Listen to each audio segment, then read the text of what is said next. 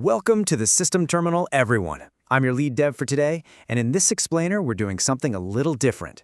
We are treating the Cambridge AS and A-Level Accounting 9706 exam like a high-stakes Silicon Valley hackathon. Our target mainframe for this session, the master budget, specifically the budgeted statement of profit or loss. We're going to break down this beast of a problem and treat it exactly like an algorithm. Think of your exam response like lines of code that need to compile perfectly to clear the examiner firewall. To help us visualize this, we'll be auditing the code of two hypothetical developers throughout this explainer. First, we have Dev Alex. Alex is incredible at raw data inputs, but constantly causes memory leaks because of poor analysis. And then we have Dev Sam. Sam writes beautiful, elegant logical loops, but, well, completely fails the system's syntax and precision rules. Let's boot up the system and dive right in. So why are we targeting this specific mainframe? 15%. That is the massive chunk of total marks this specific topic accounts for in Paper 2 of your accounting exam. Look, in the programming world, if a single function controls 15% of your application's performance, that is literally mission critical. If you don't have the architecture for the budgeted statement of profit or loss totally optimized, your overall grade is going to crash hard. But hey, don't sweat it. We are going to reverse engineer exactly what the system administrators, the examiners, are actually looking for. Here's our command matrix for the session. We'll be deploying 5 specific patches: the core theoretical principles, the procedural framework, top examiner warnings, the method mark strategy, and we'll wrap up with critical analysis and evaluation. Let's initiate phase 1. Section 1. The core theoretical principles. Time to look at the back end. All right, let's talk about the theoretical architecture. This is the back-end infrastructure of your master budget response. It relies heavily on really precise definitions, causal relationships, and integration with other syllabus areas. You can't just blindly plug numbers into a terminal. You have to understand the cross-topic connections that actually make the data relevant. The examiners assess your code across 3 distinct cognitive domains: knowledge, analysis, and evaluation. And this is exactly where our 2 coders come in. Dev Alex, great at the knowledge domain. Alex extracts raw data from the stimulus material perfectly. But Alex kind of stops there, relying on superficial breadth, which causes massive memory leaks when the examiner asks why the numbers actually matter. Then you have Dev Sam. Sam is fantastic at analysis, writing these tight logical loops comparing the data. But Sam fails to reach the evaluation tier by never actually drawing a final evidence-based conclusion. To get those top marks and clear the firewall, you can't just be an Alex and you can't just be a Sam. You absolutely must demonstrate competence across all 3 domains simultaneously. Moving right along to Section 2, the procedural framework. Okay, moving beyond the theory, we are officially entering the command matrix. The practical application of a master budget demands super strict adherence to professional conventions and formats. Think of this as the required syntax of your code. If the syntax is off, the script simply won't execute no matter how genius your logic is. So, let's map out your response outline as pseudocode.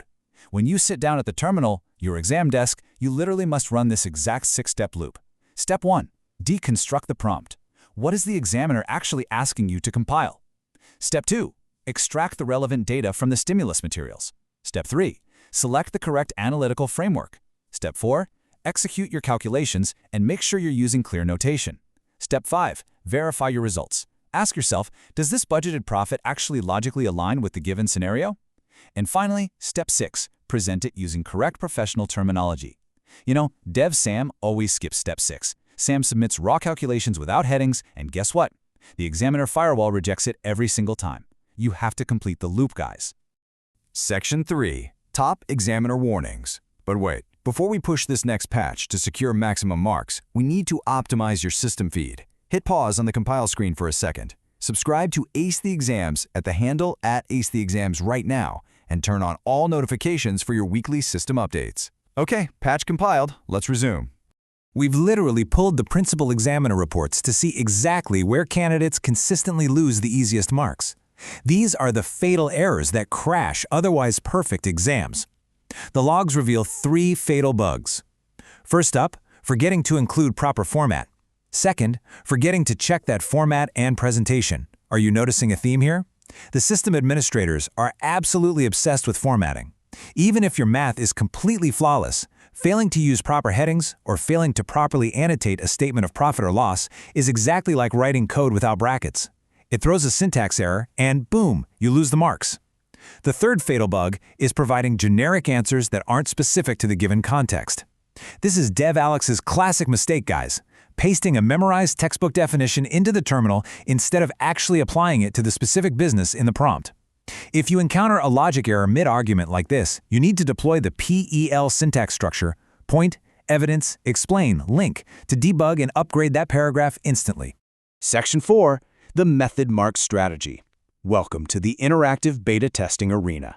So, how do we actually protect against these point deductions? We deploy the method mark strategy. You really need to understand how the assessment framework awards process-based credit. I want you to look at this insider alert pulled directly from the examiners. Even if your final answer is wrong, method marks can save you. Think about it. In programming, if your app crashes, you need debugging logs to see what went wrong, right? Well, in Cambridge Accounting, showing you're working is your debugging log. Let's do a quick code review. Imagine a 60-second visual countdown clock on your screen right now. If a sample student text block just writes down a final incorrect number, where does it fail the system standards? It fails because there's no trail. You get a 0. Showing the calculation loop allows the examiner to actually award method marks for the correct logic preceding the error. Never ever deploy an answer without its working logs. Section 5, Critical Analysis and Evaluation. Let's run test 2 in our beta testing arena. Let's take a hard look at comparative analysis. A lot of students think analysis is just pointing out what changed in the budget. Actually, scratch that. It's more like running a dual-thread process. You must identify both similarities on the left side of your screen and differences on the right. It's like a giant puzzle. You have to use comparative connectives to bridge them, and this is absolutely crucial. Every single claim must be supported entirely by hard evidence from the stimulus data. You are essentially weighing two variables against each other and compiling a final verdict on their relative importance. To completely max out your evaluation marks, you must audit the quality of the evidence provided in the exam. First, identify the limitations of the data. Second, question the assumptions made by the business in the scenario. Like, are their sales projections for the budgeted profit actually realistic? Third, consider alternative interpretations. Could external market factors crash their budget? You have to weigh these alternative perspectives to draw really strong justified conclusions. If you just accept the numbers at face value, your code is going to fail the stress test for sure. We are nearing the end of the deployment, so I want to leave you with our cheat sheet architecture. To ensure you don't forget these strict conventions in the exam room, use a memory hack. Create a mnemonic for the master budget formatting steps using the first letters of the key terms. Build your own mental shortcut to lock in the proper sequence of headings, gross profit calculations, and expense deductions. Hard code this into your memories so that when the clock starts, your execution is completely automatic and error-free. As we finalize this code deployment, I want you to ask yourself, have you truly optimized your exam strategy to capture every available method and format mark? Are you acting like a lead dev, demonstrating the deep analytical thinking this framework demands? Practice this algorithm on past papers until it becomes second nature. Don't let memory leaks or syntax errors cost you that 15%. Compile your knowledge, verify your logic, and go clear that examiner firewall.